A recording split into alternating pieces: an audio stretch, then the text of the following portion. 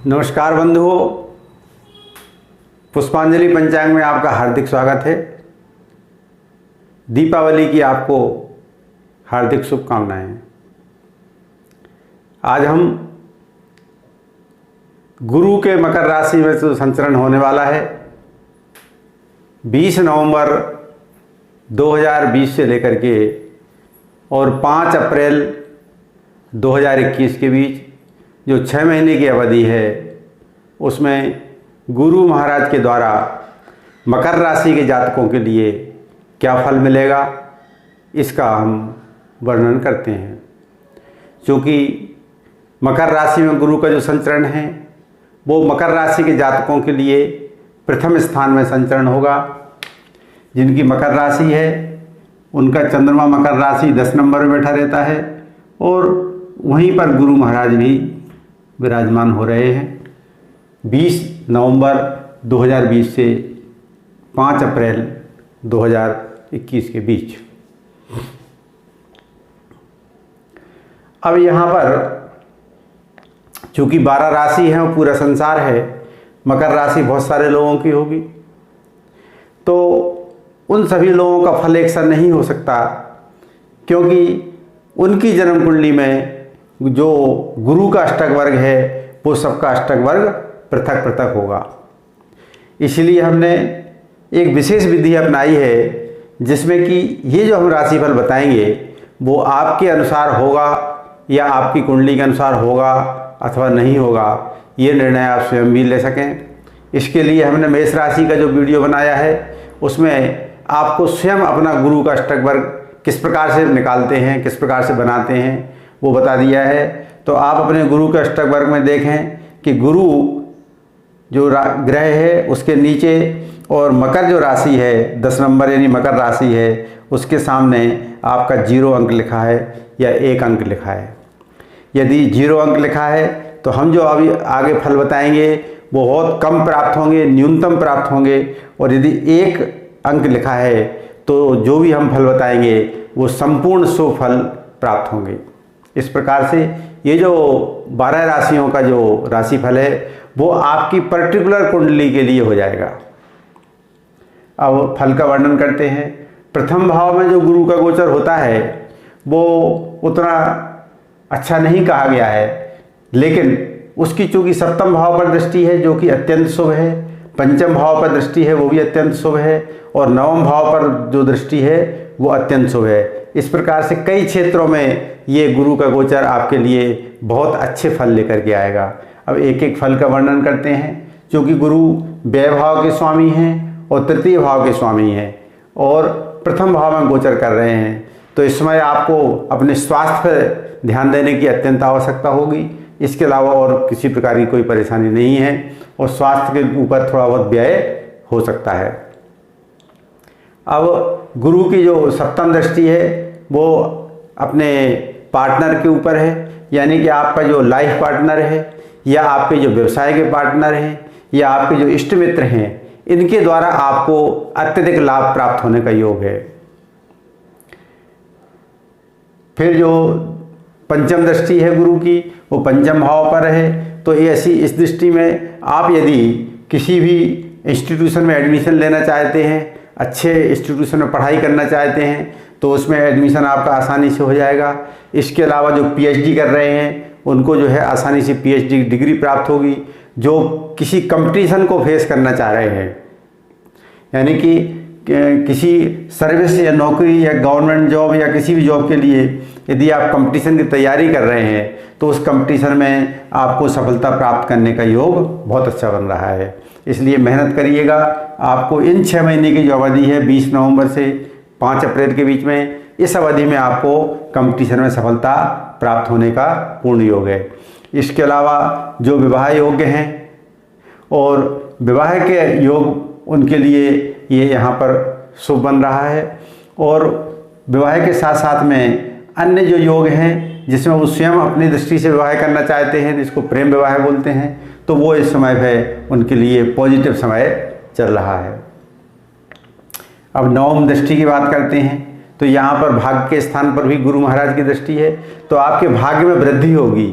यानी आप तक जो मेहनत करेंगे उस मेहनत का परिणाम आपके हाथ में होगा, आपकी मेहनत के अनुरूप ही आपको परिणाम प्राप्त होगा। इसके अलावा आपको धार्मिक यात्रा करने का भी योग बन रहा है, क्योंकि गुरु व्ययेश हैं यानी व्यय कराएंगे, तो ऐसी स्थिति में धार्मिक यात्राओं पर व्यय बनने का योग पूर्णतः बन रहा है। इसके अलावा इस अवधि में आपको मान सम्मान भी प्राप्त होगा और तीर्थ यात्रा के साथ साथ में आपको शिक्षा के क्षेत्र में भी, जैसे कोई यात्रा करना हो, जैसे कि आप एजुकेशन लेने के लिए बाहर यात्रा करना चाहते हैं, तो वो यात्रा का भी, विदेश जाने का भी योग बन सकता है। इसके अलावा अब जो इनकी 75% दृष्टि है वो चतुर्थ भाव पर है और इसके अलावा जो है अष्टम भाव पर है। तो चतुर्थ भाव पर दृष्टि होने के कारण से जो भूमि भवन या वाहन का सुख प्राप्त करना चाहते हैं वो अपनी मकान खरीद सकते हैं, मकान का प्लाट खरीद सकते हैं, या फिर जिनको वाहन खरीदना है वो वाहन खरीद सकते हैं। ये योग 20 नवंबर से लेकर के और 5 अप्रैल के बीच में बन रहा है। ये योग आपके लिए अत्यंत शुभ योग बन रहा है। चूँकि एक दृष्टि रंध्र भाव पर भी है, तो रंध्र भाव पर जब गुरु की दृष्टि होती है तो ऐसी दृष्टि में विदेश यात्रा का भी योग बनता है। और विदेश यात्रा को अपन ये भी ले सकते हैं कि चूँकि प्राचीन काल में भारतवर्ष में बहुत सारे देश हुआ करते थे, कोई इंद्रप्रस्थ देश था, तो कोई खांडव देश था, कोई उत्कल देश था, तो ये भी सब विदेशों में आते थे। तो भारतवर्ष चूँकि बहुत बड़ा देश है, तो इस दृष्टि से प्रदेशों को भी आप देश की दृष्टि से ले सकते हो। तो अपने प्रदेश से लेकर के किसी दूसरे प्रदेश में जाने को भी हम विदेश यात्रा का योग मान सकते हैं। तो ऐसी स्थिति में आपको चूँकि विदेश यात्रा को योग बनता है तो वहाँ से भी लाभ बनने का योग बन रहा है।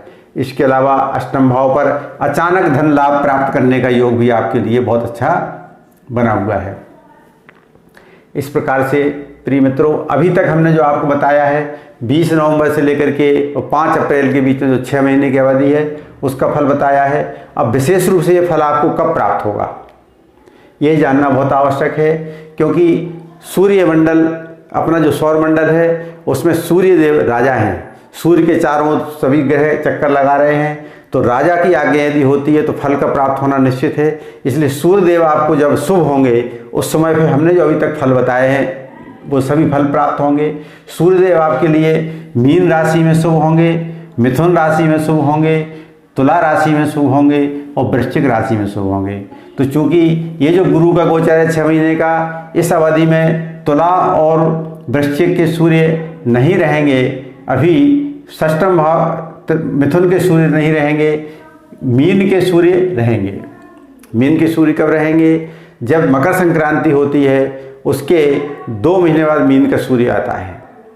तो मकर संक्रांति जैसे लगभग 13-14 जनवरी को होती है, तो उससे 2 महीने आगे गिन लीजिए, तो वो कब बनेगा योग? वो बनेगा फरवरी 15 और मार्च 15।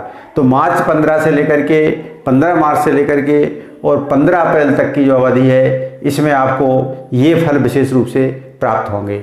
इसके अलावा जो वृश्चिक के सूर्य हैं, वृश्चिक के सूर्य अभी लग चुके हैं, यानी कि अभी 17 तारीख से 17 नवंबर से वृश्चिक के सूर्य लग रहे हैं। तो वृश्चिक के सूर्य आपको शुरू से ही लाभ देना प्रारंभ करेंगे। तो अभी 20 नवंबर से गुरु लाभ प्राप्त करा रहे हैं आपको, और 17 नवंबर से आपको सूर्य लाभ प्राप्त करा रहे हैं। तो यानी कि अब ये कह सकते हैं कि 17 नवंबर से लेकर के और 17 अक्टूबर तक की जो बीच की अवधि है, इस अवधि में आपको जो भी हमने अभी तक लाभ बताए हैं वो सभी इस प्रकार के लाभ प्राप्त होंगे।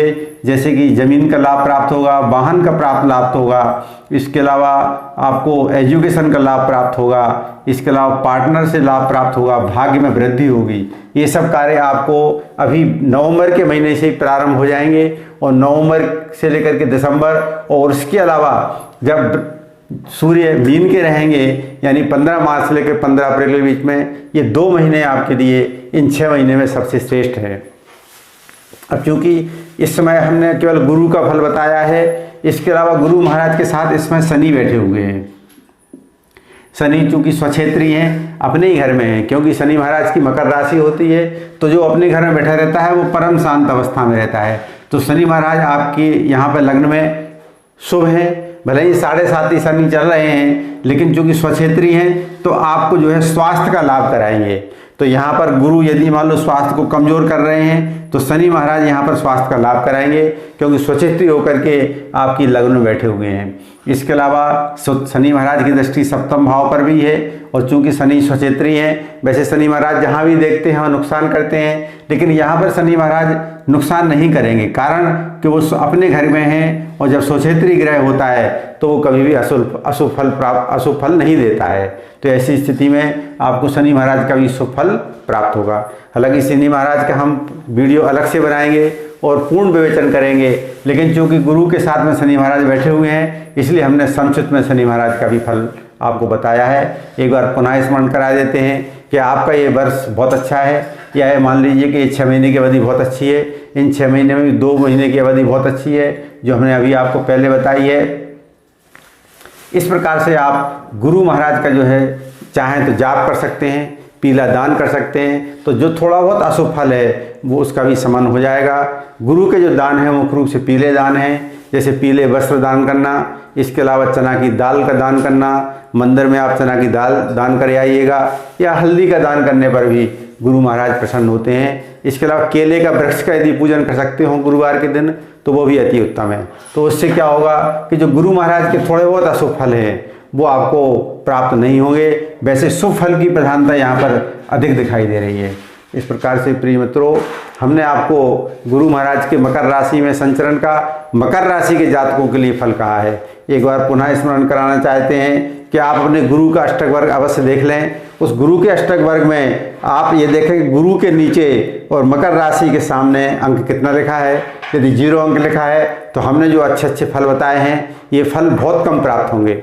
यदि 1 अंक लिखा है तो आपको जो हमने अभी फल बताए हैं शुभ वो 100% प्राप्त होंगे। इस प्रकार से आपकी कुंडली के हिसाब से ये गोचर फल बन जाएगा। यही हमारे इस वीडियो की विशेषता है कि हम राशिफल समस्त लोगों के लिए तो बनाते ही बताते हैं, इसके अलावा आपकी कुंडली के हिसाब से वो कैसा रहेगा इसका संकेत जरूर देते हैं। और इसका जो मेन इंस्ट्रूमेंट है वो है गुरु का अष्टक वर्ग, इसलिए गुरु का अष्टक वर्ग है उसका अभ्यास हमने मेष राशि का जो फल बताया है अभी पिछले वीडियो में, उस मेष राशि में हमने गुरु का अष्टक वर्ग आप स्वयं कैसे बना सकते हैं, बहुत आसान है, उसको आप स्वयं बना करके देख लें। और गुरु को जो अंक हैं वो कितने प्राप्त हुए हैं मकर राशि में वो अंक देख लें। इससे आपको ये संपूर्ण फल है वो किस प्रकार से शुभ प्राप्त होगा ये आप स्वयं ज्ञान कर सकेंगे।